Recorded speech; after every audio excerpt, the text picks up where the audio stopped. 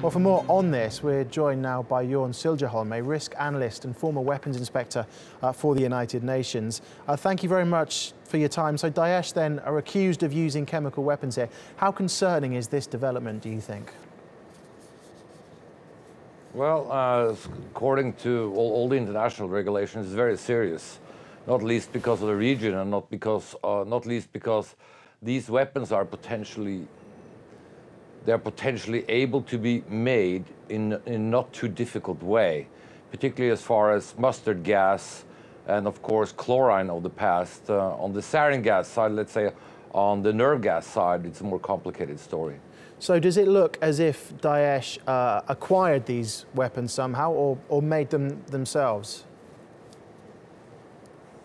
Well, one can speculate. We know that it's possible to acquire stuff from the past regarding Syria. One also had potentials regarding Libya, and not least there has been expertise in the region that certainly know how to make this stuff.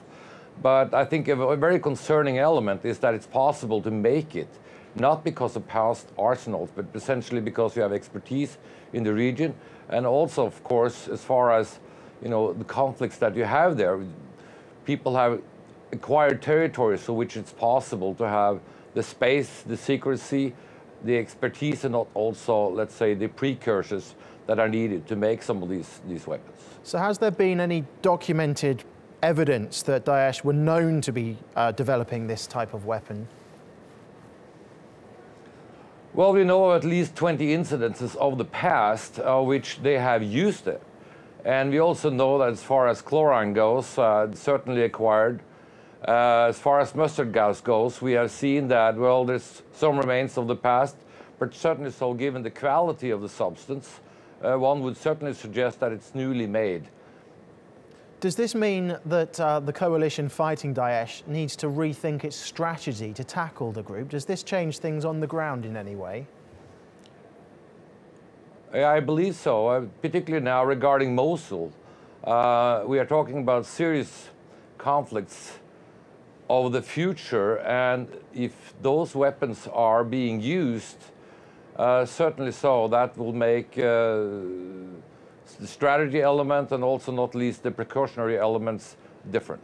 So do you see that there'll be an increase in urgency then from the coalition against DAESH now? Absolutely, absolutely.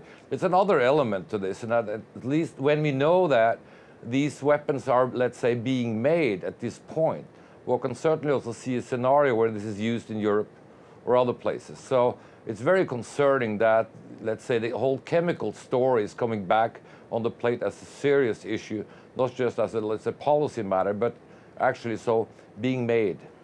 Okay, Jorn Siljeholm, thank you very much for your time.